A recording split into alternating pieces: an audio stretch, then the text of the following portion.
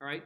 Obviously, the issue about federalism is this. Okay, we're constantly trying to figure out who gets to make what rules about stuff. All right. We're constantly trying to figure out who makes rules about stuff.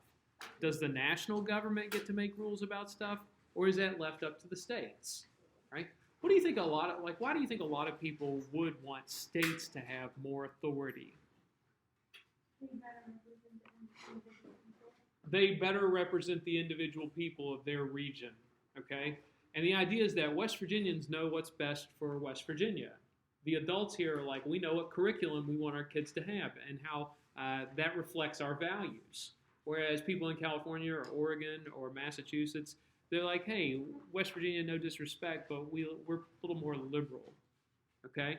Now, we'll get to that and some of their policies later on, but we want to run through a couple of things that we mentioned last chapter, but they're super important. That's why we're mentioning them again. The national government has a lot of authority. Where do we find their powers? Listed in the Constitution. That's where the enumerated powers are, okay? Enumerated powers are the powers that the national government has that are specifically spelled out in the Constitution. They're enumerated. That means they're like numbered, right? It's fantastic how they do that for you. They're enumerated, okay? Those are the enumerated powers. For example, what's one enumerated power, Phillips?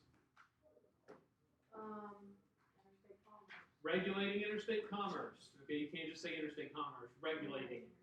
Okay, give me another one, Tama. The power to tax. Always with it, you want to mention tax and spend. All right, you always want to mention tax and spend. Declaring war is another one. And let me give you guys copies of the new outline. It's on nice, awesome cardstock paper. All right, enumerated powers. Those are the ones that the federal government or the national government has that are listed in the Constitution, but they've got more powers than just what are listed in the Constitution. All right? They also have implied powers.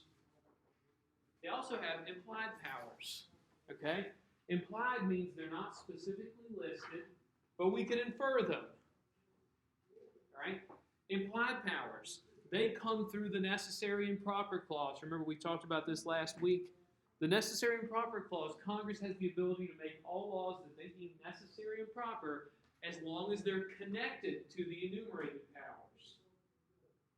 So, for example, like the tobacco age, we mentioned that it goes from 18 to 21, and ultimately they would say, hey, that's relevant because it's connected to the interstate commerce clause. We feel like we have a duty to that too. Could you also argue that the power to tax and spend is somewhat related to tobacco usage? You could throw that in there. It would be a stretch, but you're going to find out the national government, they love to stretch their authority. The same way, like, have you ever had a disagreement with your parents about something you're allowed to do or should be allowed to do, and they give you some excuse that you think is probably BS and they're probably stretching it a little bit?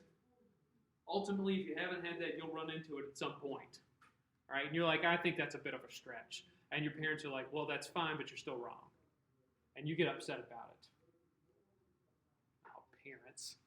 Okay? So the national government has enumerated powers. They also have implied powers. Remember, if you're going to argue that the necessary and proper clause gives them the authority to do something, it has to be connected to one of those enumerated powers. Like, for example, if Congress wants to institute a military draft, they have to point to the fact that, hey, we have the power to raise and maintain an army and a navy. We can declare war.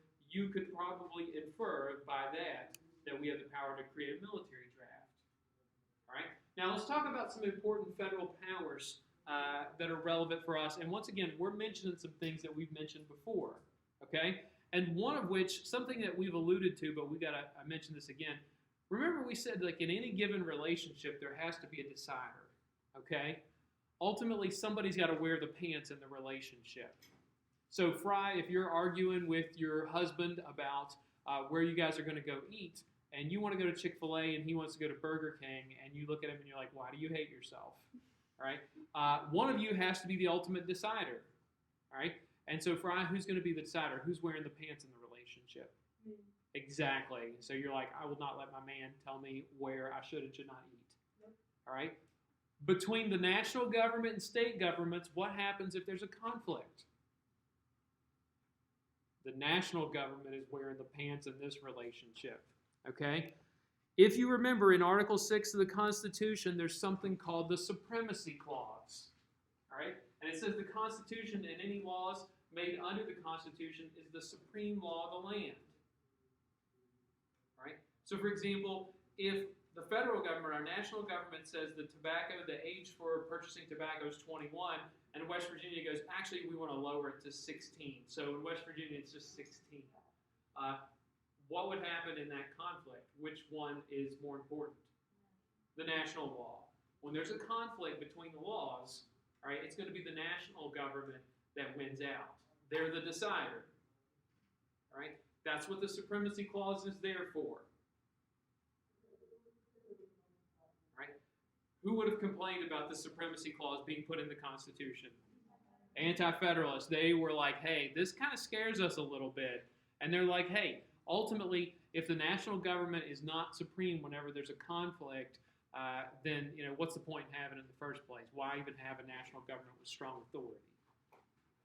All right? Now, states sometimes, states are a little bit jealous, okay? Sometimes states are like small children.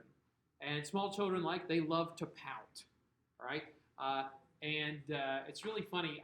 One thing if you ever learn about small children, my goddaughter, when she was little, and my nephew did this to an extent a little bit, when kids want to ignore you, do you know what they do sometimes? It's real common. They look like little ostriches when they're doing it. They just put their head in the ground, and they try to ignore you. And you're like, that doesn't mean that what I say, you don't have to do it just because you don't look at me while I'm saying it. I love how little children think, all right? But the states are like that too. States try to argue that they have a power called nullification, okay? States try to argue that they have a power called nullification, all right? And this idea of nullification says that states, if they don't think that the national government, a law passed by the national government is acceptable or constitutional, that they can just ignore it. Okay? The idea of nullification is that states think that they can ignore laws passed by the national government if they think it violates the Constitution. Imagine, for example, if the main office says that all teachers have to do X, Y, and Z, and I'm like, actually, I don't think I have to abide by that, so I'll just ignore it. Can you get by with that? No. The same way that you children can't get by with, telling your parents, yeah, I'm just not going to do that. Because what happens when you try to ignore your parents? You get punished. Something bad happens. There's always a consequence. And you know what? The national government, there's always a consequence. Okay? Wow. Southern states try to argue that nullification was a real thing, but it's not. Charlie, were you going to ask a question? Yeah, what was the consequence? What happens if they ignore it? Great question. What happened to Southern states when they tried to get all huffy about the issue of slavery and they tried to ignore the federal union? Here's another good example. Arkansas, 1957, Little Rock. The Supreme Court had ruled that schools were required to integrate, and a group of 9 students tried to enroll in Central Little Rock, Arkansas High School, and the governor of Arkansas said, we will not admit black students to our school. And President Dwight Eisenhower sends the 101st Division, 101st Airborne Division to Little Rock and said, yes, you will. And if you don't like it, you please talk to the Army about that. They will show you the way. And it's amazing how you can force kids to comply. So it's like my nephew one time, he thinks taking a bath is the greatest thing in the universe. So he's taking a bath and he just loves playing in the water. And, my mom can't pick him up out of the water. He was 3 at the time. Mom, she's getting older. She can't really pick him up. And she's like, come here and get your nephew out of the bathtub. And I said, Dominic, you need to get out of the tub. And I said, what do you want to do? I can either pick you up out or you can get out. And he goes, I want to play. And I'm like, wrong answer. So kicking and screaming, I picked him up out of the bathtub. And he got over it. States got over it. I look at my nephew and I'm like, you cannot nullify my orders. just like the federal government, I will come down hard on you. I love it when we have good analogies for things. War power, we mentioned that. Only Congress can authorize a declaration of war. States can't declare war. Good grief, how many times would we have declared war in Ohio and Kentucky? Keep your bad drivers and hicks out of here. Sorry if you're listening to this and you're from Kentucky. Okay, all the hicks are from Ohio anyway. JK people. All right. Now, something else we mentioned too, the power to tax and spend. And look, don't forget this. I'm going to say this like 37 million times. The most important power for any government to have is the ability to tax. Okay?